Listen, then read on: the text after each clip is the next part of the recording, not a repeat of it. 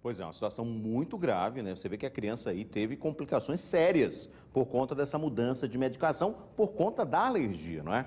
Para entender um pouco mais quando uma situação como essa pode ser enquadrada como erro médico, a gente fala agora com o advogado Juliano Pessoa. Ele é especialista em direito médico e explica para a gente exatamente isso, né? Que é muito complicado você certificar, apontar que houve realmente um erro médico, mas nesse exemplo que a gente está trazendo aí, quer dizer, o paciente já tinha um acompanhamento dessa clínica, uma clínica particular infantil aqui da capital, e aí há essa troca de medicação e a criança tem uma reação alérgica.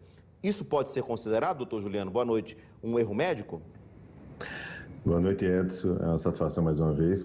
Pelo relato da mãe, a gente percebe que não houve, pelo menos no primeiro momento, a informação repassada para o profissional que prescreveu a medicação diretamente, né?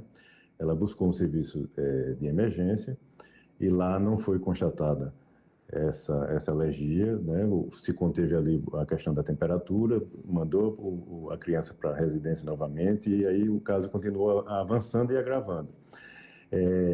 Só por conta disso, em tese, não tem como a gente caracterizar, simplesmente por uma prescrição e por uma reação posterior, um erro médico propriamente dito. Tá? O erro médico ele passa, é preciso que as pessoas entendam, por uma comprovação de culpa do médico, ou seja, é necessário que o paciente demonstre que naquele caso concreto o médico foi imprudente, foi imperito ou foi negligente. Então, ou seja, é o que a gente chama, do ponto de vista jurídico, da culpa subjetiva. Então, tem que haver esta comprovação, primeiro, para que a gente fale do erro médico em si. As pessoas entenderam o que é que a gente poderia trazer de exemplo linkando com essa história. Vamos supor que no prontuário daquela criança tivesse ali a informação de que ela tinha alergia a determinada substância e este médico tivesse prescrito justamente essa substância para esse paciente por inobservar ali essa informação no prontuário. Aí a gente poderia começar a verificar uma questão de erro, né? Porque, ou seja, existia uma informação prévia, ele não observou e prescreveu justamente essa substância que o paciente tinha alergia. Mas no caso concreto, pelo que ela narra, não foi exatamente assim. Houve uma necessidade de alterar a medicação que ele já usava e, infelizmente, por conta disso, desencadeou um processo alérgico que, segundo a mãe finaliza aí narrando, demorou até um pouquinho para se manifestar, vamos dizer assim, né? Não foi de forma tão imediata.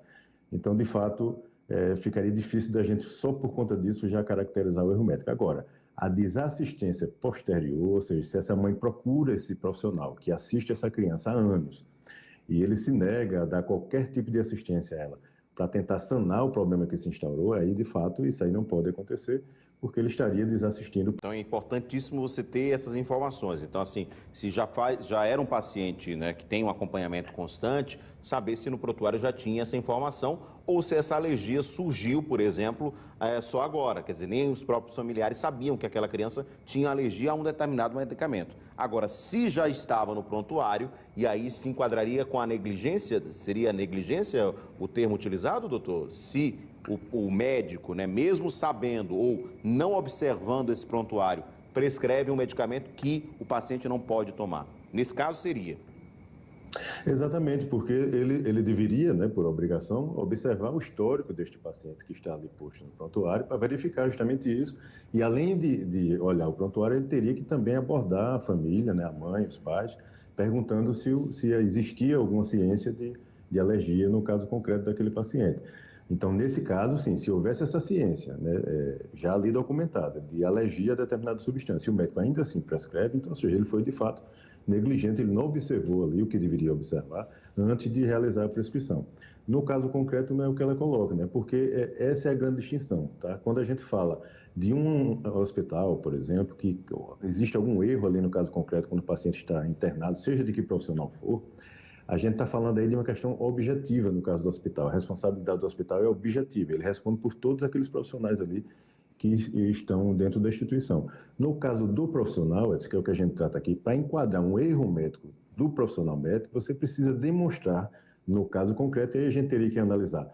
As prescrições foram feitas, o que é que está no prontuário desse paciente, se de fato tem essa correlação direta com a prescrição e essa reação adversa, ou se houve algum outro tipo de fato que surgiu no transcorrer dessa história aí, que de repente desencadeou esse procedimento e esse processo alérgico, enfim.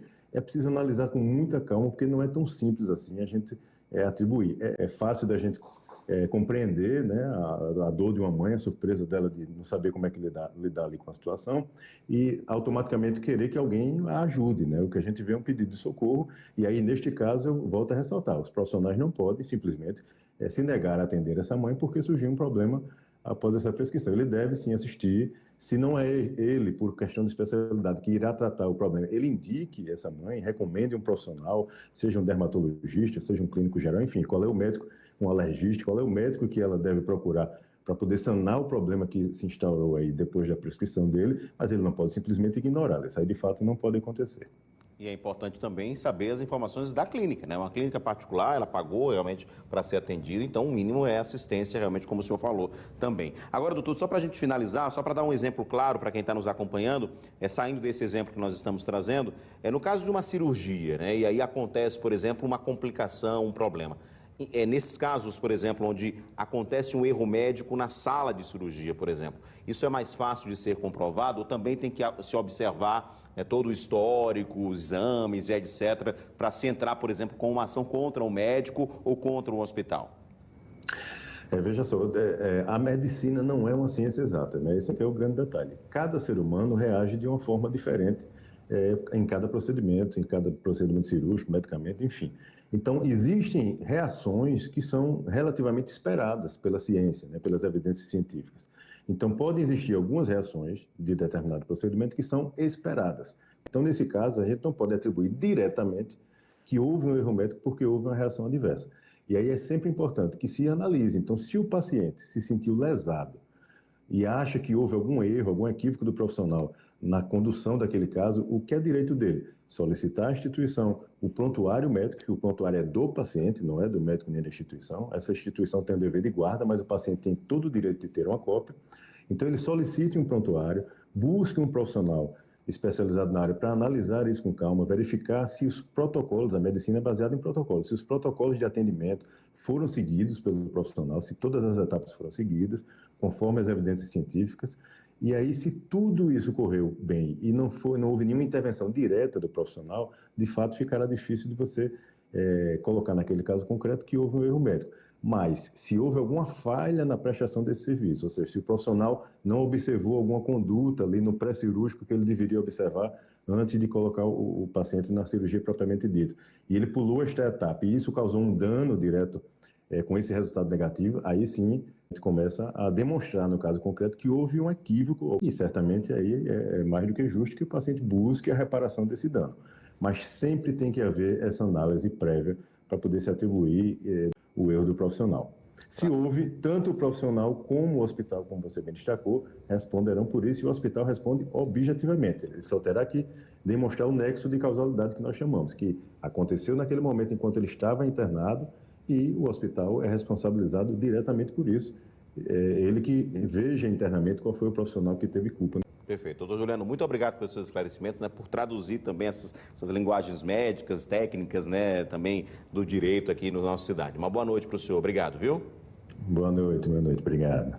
Pois é, muita atenção.